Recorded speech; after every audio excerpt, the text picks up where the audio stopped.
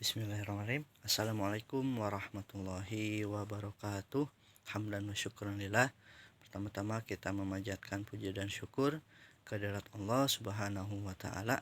Pada kesempatan kali ini Allah masih memberikan kita nikmat iman, nikmat Islam, nikmat beribadah, nikmat hidup, dan nikmat-nikmat lainnya yang kita tidak bisa menyebutnya satu persatu karena saking banyaknya. Salawat salam selalu kita curahkan, kita limpahkan kepada baginda Nabi besar Muhammad Sallallahu Alaihi Wasallam, kepada keluarganya, kepada para sahabatnya, kepada para tabiin, tabi'in dan umatnya hingga akhir zaman. Pada kesempatan video kali ini kita akan sama-sama membahas berkaitan dengan mengenali hawa nafsu. Sebelumnya kita telah membahas berkenaan memahami kehidupan, ya. Nah, dan ketika telah memahami berkaitan kehidupan, walaupun misalnya baru sedikit, nah, kita perlu juga untuk mengenali hawa nafsu. Setiap kita memiliki hawa nafsu sebagai manusia. Bahkan makhluk Allah semuanya, jin, hewan, manusia, tumbuhan, semuanya memiliki hawa nafsu.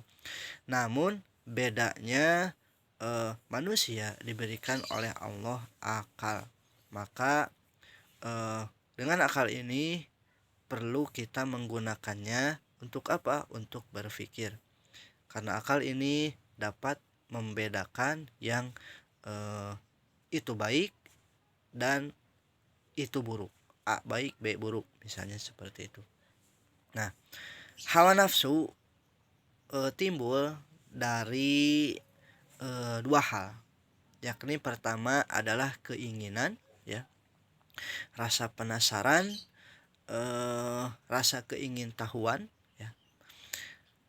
Ini fitrah Allah berikan dan kita perlu untuk memanajenya. Keingintahuan untuk kebenaran itu baik, tapi keingintahuan misalnya urusan orang lain, nah itu tidak baik. Namanya kalau bahasa anak muda mah kepo begitu, ya. Pengen tahu urusan orang.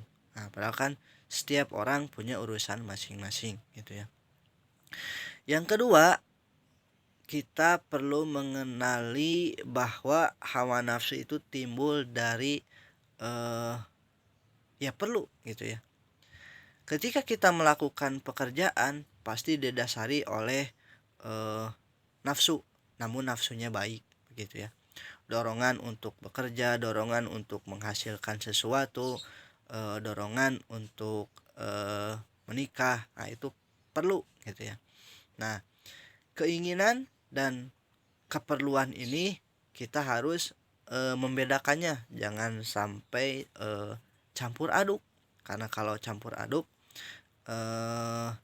kita akan bingung, kita akan salah melangkah.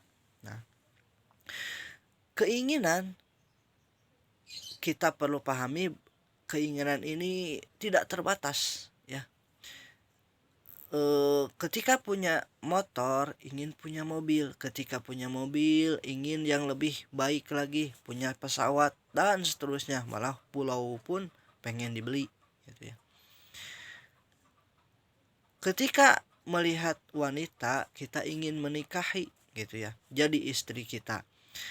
Ternyata ketika melihat wanita yang lebih cantik kita ingin nikahi lagi. Nah, terus seperti itu, ya. Maka harus dimanage keinginan ini. Nah, dimanage dengan apa? Dengan syariat Islam. Nah, bagi kaum muslimin, bagi orang yang beriman. Nah, maka Allah berikan kita potensi akal agar kita berpikir, agar kita tidak salah melangkah, ya. Nah, keinginan. Dan untuk keperluan, nah kita juga harus memahami bahwa keperluan ini terbatas. Misal ketika kita lapar, makan satu piring cukup gitu, ya. Dan ketika piring kedua memang enak, tapi tidak seenak piring pertama. Tambah lagi piring ketiga agak mual gitu ya, malah pusing. Piring keempat dan seterusnya, kita akan mengalami ya berlebihan gitu ya. Kita akan muntah. Nah, maka keperluan ini terbatas. Ketika misalnya seseorang perlu untuk bernafas ya, ketika tidak bernafas akan mati. Kita juga perlu untuk mengeluarkan ya, pengeluaran atau ekresi ya, sekresi. Nah, kita perlu buang air kecil, buang air besar, itu perlu, dan itu ada batasnya. Nah, maka dua hal ini harus dipahami dengan baik. Ini sambil saya melihat catatan ya. Nah, jadi kita kembali lagi untuk mengenali hawa nafsu, maka kita perlu mengilmui berkaitan dengan keinginan dan keperluan. Nah, dan yakinlah bahwa Allah itu akan mengabulkan apa yang kita perlukan, bukan apa yang kita inginkan ya. Misalnya seorang sekolah ya di SD, inginnya mah pengen langsung naik misalnya. Tapi perlu diuji dulu ya, apakah layak untuk naik ke kelas berikutnya. Nah, begitupun kehidupan. Sebelumnya kita memahami tentang kehidupan, maka kita perlu juga untuk mengenali hawa nafsu. Nah, hawa nafsu ini tadi berkaitan dengan keinginan dan keperluan. Nah, jika diarahkan maka bisa menimbulkan kebaikan. Namun, ketika kita tidak dapat mengarahkannya dengan baik, maka akan ke arah yang buruk, malah cenderung ke arah kerugian. Misalnya, ketika seseorang tidak bisa mengendalikan hawa nafsu, bisa saja misalnya ketika bergaul dengan orang yang buruk, terbawa buruk ya, akhirnya melakukan hal buruk gitu ya. Di dunia rugi, nama baiknya tercemar, dan di akhirat juga rugi gitu. Sedangkan ketika hawa nafsu ini diarahkan kepada kebaikan, misalnya bersemangat melakukan hal-hal yang baik, apalagi di dalam Islam kita diajarkan untuk khairunas anfa'uhum linas, sebaik-baik manusia adalah orang yang bermanfaat bagi orang lain. Manfaat ini bukan hanya dia misalnya membagikan harta, ngasih harta, itu bagus ya.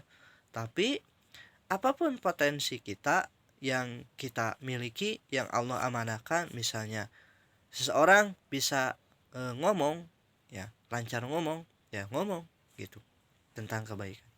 Seorang bisa nulis, maka tulislah hal-hal yang baik.